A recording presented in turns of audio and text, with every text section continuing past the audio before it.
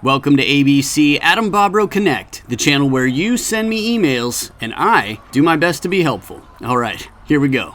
So I don't know how to say this. In fact, I don't even know that if you are the right person to ask this question, but here goes nothing. So I've been sad for almost my entire life. And there's only one thing that keeps me happy, or I should say not being sad. That is theater acting, and I really love it. But my dad doesn't allow me to go into acting because there's not a lot of money in it. I tried to make him understand, but still no difference. And also this whole COVID situation is not helping me out with my mental health. My relationship with my dad is awful, and I have to stay at home with him all day, every day. Can you suggest me some ideas to keep my mind distracted from negative thoughts? Also, because of you, I've started playing table tennis, but I don't have a table, so I just play on the floor against a wall.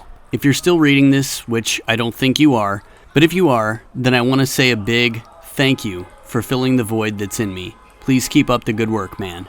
Wow. Well, first of all, thank you for reaching out to me. Thank you for your kind words. I really appreciate it, and for being bold and vulnerable with me by sharing your kind thoughts and words, but also the very personal and vulnerable experiences that you have and feelings that you have. Yeah, I think there's power in boldness and vulnerability, so I appreciate it greatly.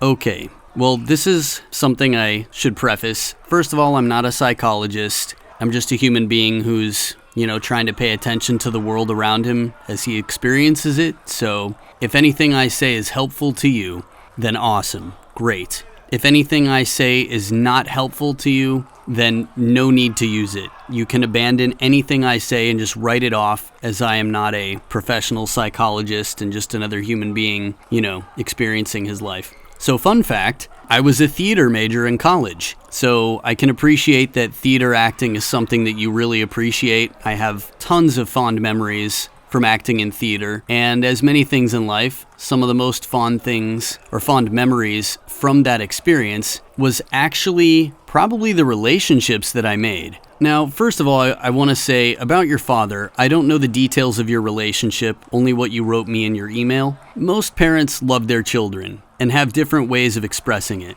Some never say it, some don't hug, some are huggers, some say it at the end of every phone call or every day.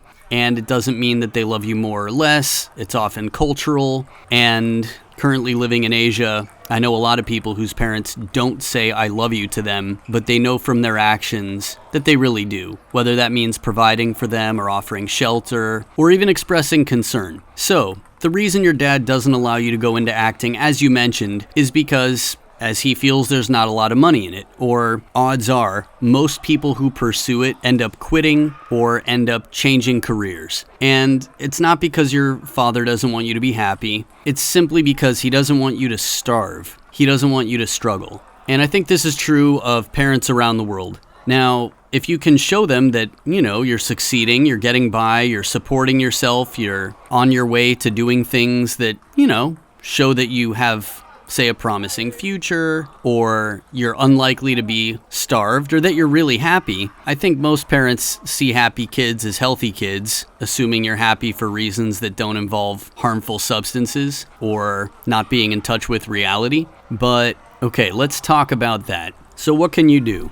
COVID times you mentioned keep you at home with your dad every day. The good news is you're growing up at a time where you have access to the internet.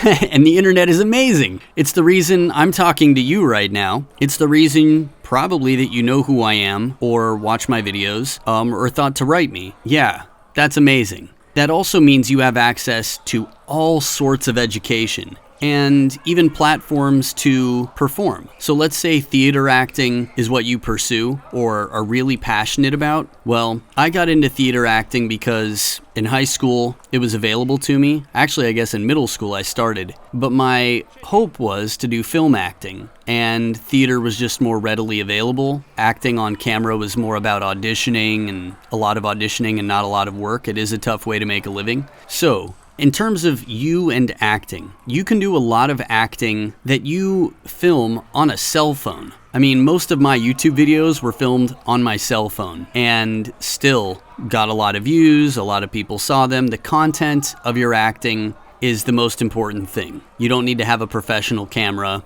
Of course, lighting, sound, and things like that, that'll improve with time. You'll get feedback from people, but you have access to do that, or access to doing that, even from your room. I'm not saying that you should live an entire life behind your father's back. I think you need to show him that you're taking care of the things that he feels will secure your future, that you hear, you understand him, and hopefully, if you can communicate clearly to him and show him that you're willing to meet him either halfway or put in some effort to maybe satisfy his requirements, maybe he'll budge a little in letting you do what you love. For me, when I was, say, in middle school, people would pass out, tickets to movies that weren't yet out in theaters. They were just being screened or previewed so that they could get opinions from people in the audience. And on weeknights, I wouldn't expect my parents to let me go to the movies, but if I got my homework done, what were they going to say? I mean, they can't say, hey, you have to get your homework done. I mean, they could say it, and then I'd say, well, I got it done, so can I go now? And they'd say, okay. So I'd always get my homework done on the bus ride home, or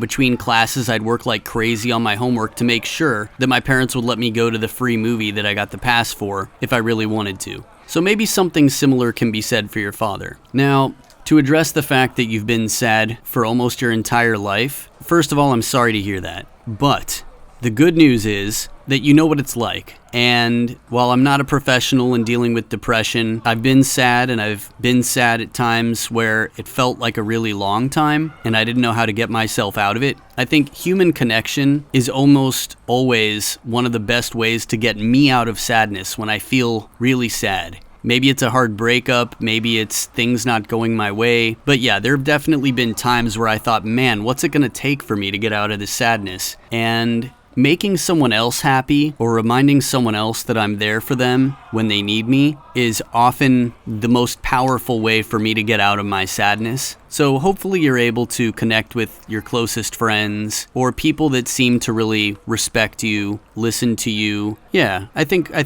with time we get a sense of who really has our best interests in mind. And even if your dad doesn't approve of your passion, I think his intentions are probably good. So if there's a way for you to express that. Yeah, in terms of money, it's a tricky battle. I think money is, in some ways, it feels like a trap. And if you spend your whole life working to make money, you might not be super happy. But if you spend your whole life struggling to make ends meet and you can't afford to have shelter or a roof over your head, there's a fine balance. I think having enough money to make sure that you have some security, some safety, comfort, or don't starve is important. You don't have to be one of the richest people in the world.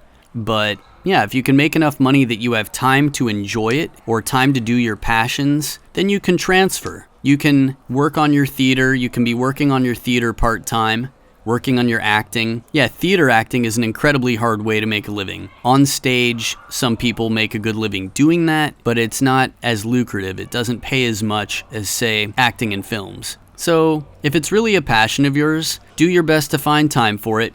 COVID times are tricky times, and they're temporary. So, at some point, as long as you stay healthy and happy, COVID will either go away or become more like the flu, that we live with it but we're vaccinated, or that it's not as harmful as it is currently. So I hope some of this is helpful. Know that one, you're not alone. A lot of people really a lot of people have parents that don't feel supportive because what the kid wants for a career and what the parents want are two very different things. And if your career changes in your life, no worries. People change careers all the time. I heard some statistic that in an adult lifetime, a career change will come up 3 times on average in an adult's life. That's not a job change, that's a career change. So if you're a doctor and you quit your job and become a doctor at another hospital, that's still the same career. A career change would be if you were a doctor and after 15 years of being a doctor, you realized it's not for you and you became a surf instructor. You were a surfing coach. And you did that for 10 years, and you were like, you know what? Surfing and helping people surf and being out in the ocean is great, but I think I've had my share of salt water in my nostrils or whatever it is. I've always wanted to learn, I've always wanted to help work with the hearing impaired. And then maybe you become someone who works at a deaf school. that's a career change. Those are just 2 career changes. So a lot of people think they know what they want in their life, and at the time maybe they're right. Or maybe they get it and they realize it's not exactly what they wanted, and that's okay. Looking for what makes you happy, it can be the little things, whether it's eating a good meal or making someone laugh, or laughing yourself or watching a good video, or comforting someone, or doing impressions or accents or trick shots, or who knows, helping old people carry their groceries. I mean, there are just so many different things. Just do your best to observe. Observe the world around you. Be honest with yourself about yourself, what makes you happy, and what you're good at, and what you think you can be even better at. And it's a fine intersection. Maybe your job doesn't have to be your passion. Maybe your passion could be something that you really enjoy that people might not feel. They might not feel that it's your expertise, so they might not pay you to do it. That's okay. You don't have to make a living as a theater actor. You can do theater acting for the rest of your life on weekends, on weeknights, while you're getting your degree if you want, or while you're working as a car repairman, or anything you want. So the good news is the possibilities are endless, and yeah, just don't be afraid, live boldly, hang in there. You're with a lot of people. We're all going through life. Nobody knows how to survive it. So I guess we're all trying to figure some things out and learn how to enjoy it while we're here. So I hope that's helpful. And thank you for your question. And thanks again for all your kind words.